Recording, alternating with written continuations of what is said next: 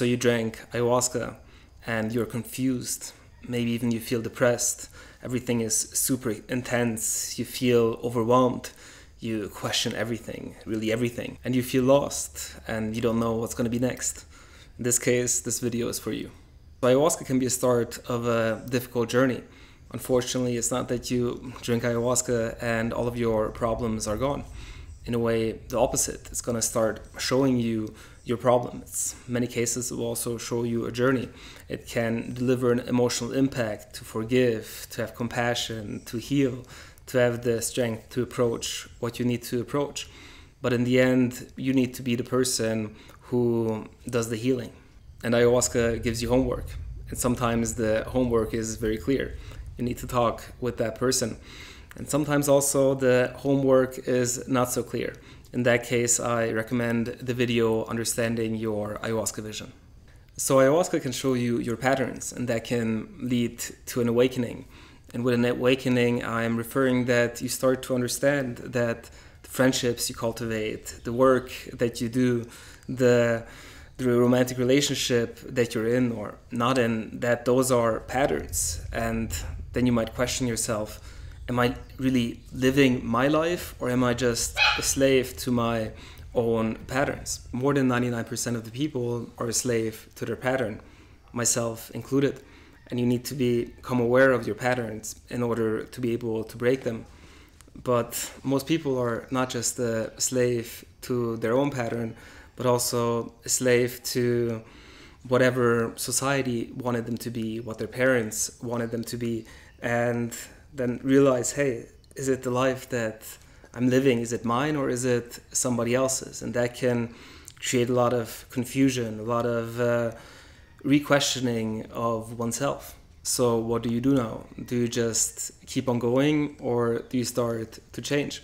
And it's difficult to give advice to a large group of people because everybody's situation is different. And what would apply to individual A doesn't necessarily apply to individual B. But there's certain patterns that I would like to share. So the first thing you need to realize is that this crisis is a good thing. Ayahuasca is not just beautiful when it's beautiful. Ayahuasca is also beautiful when it's difficult. And in a way, you wanted your life to change. And now that things are changing, embrace it. That things are difficult. Know that life is preparing you for something, that you're starting to grow. And is the life that you were living before really the life that you wanted to live? And if not, then it's good that things start to change. Another recommendation is to allow for things to go. I had a participant who came to retreat, and the first day he got back to his job, he actually got fired. And then also he ended a 10-year-old relationship. And I mean, those things can be very challenging. But at the same time, he wasn't happy in his job. He wasn't happy with his boss, the colleagues, the level of appreciation that he had, the level of freedom or the way for him to express and grow wasn't given in that company. So it was good that that door started to close. And then if a door closes, we can fall back into our victim mentality and say like, oh no, why is this happening to me? Or actually let it go in peace and then allow for new things to come in your life. And that particular person right now is doing amazing. He's making the same amount of money with just half the time of work. He also has the possibility to work remotely, which gives him a lot more freedom. He's in the best shape of his life. So a lot of things, good things happened in his particular situation. And those things didn't just magically happen. He had to put a lot of energy into it. He had to maintain a certain level of trust, a confidence in the process. But that's also not just a one-time thing. I talked with multiple people who had very difficult time after an ayahuasca ceremony. Also with a lot of people who had very beautiful times, but also like the crisis part, because this is what the video is about.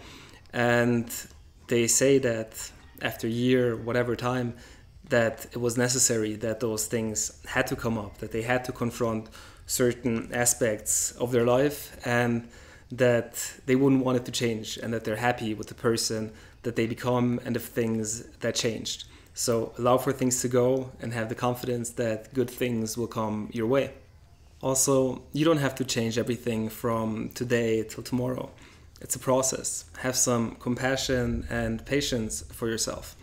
And I mean, there's many stories out there of people who start a business out of their passion, and then actually they lose that passion because they apply certain toxic behaviors that they had in a previous business or in their work situation, and then they apply it to their passion, and then their passion goes away.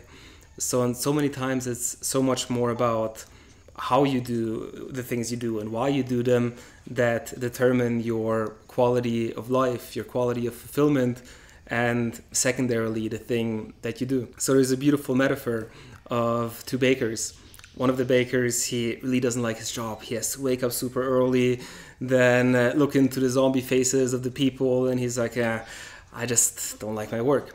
And then there's another baker who says, I get to wake up earlier than everybody else, prepare a great breakfast, which is one of the most important meals of the day, and provide that great start to so many different people. Both people have the same job, and their attitude towards their job determines so much more on how they feel about it, how they act, how much enthusiasm, how much life is in their life. So you don't necessarily need to change what you're doing. Maybe you can change the underlying motivation. Maybe you can have a different perspective on your job, and that can already shift so many things in your life. So you don't need to change everything. Take one step at a time. Also, be ready to have the difficult conversations after ayahuasca. And sometimes you have very easy ones, where you feel a lot of love, a lot of gratitude for a special person in your life. And it's good to extend that level of warmth, gratitude, and love to that person. But sometimes there's that elephant in the room that you need to talk with your significant other, with your business partner, with your friend, or maybe even a family situation that you need to address. And there's certain ways of going about those conversations. And the first one is to understand that everybody is on their own timeline of healing. Just because you want to have a certain conversation doesn't mean that the other person is ready for that conversation. Also, it's important to take expectation and judgment out of the conversation, because if you feel like, hey, only if that person behaves this way or apologizes or this and this or changes after I have this conversation, the other person feels like he's in like a box and it's going to feel a lot of pressure and just like, hey, what do you want from me? So it's important to realize that. Drop the expectations, drop the judgments, and apologize. Talk about your shortcomings. And I will make a separate video on how to have those difficult conversations, because there's a lot of nuances to it, and there's a lot of liberation that can happen after you have those difficult conversations with important people in your life. Also, you might start to notice that you feel everything so much more intensely, maybe even the emotions that weren't there to begin with. And the first, the intensity will go away. And the second, it's important to understand it's something actually very beautiful that is happening. And you're making that journey from your head to your body. We all have a lot of suppressed emotions in our subconscious. And by feeling those emotions, we are healing them. They're liberating. And it's also, you might not understand it on a logical level, but you're healing.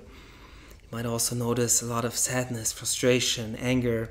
And you cannot even say why you feel that anger or sadness. And that's okay. You don't need to. Just know that something is liberating and it's a process of healing. Another bonus tip is to start to connect with yourself, to develop a spiritual practice, whether it's meditation, yoga, breathwork, maybe even painting, doing music, can also be sports, gardening, whatever it is for you. It's going to help you to slow down.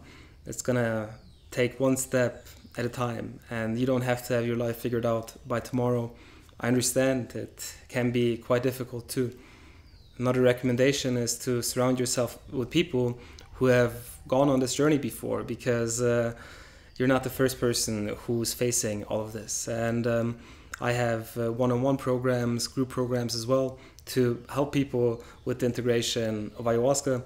With that, I wish you all the best on your journey, and I'll see you in another video.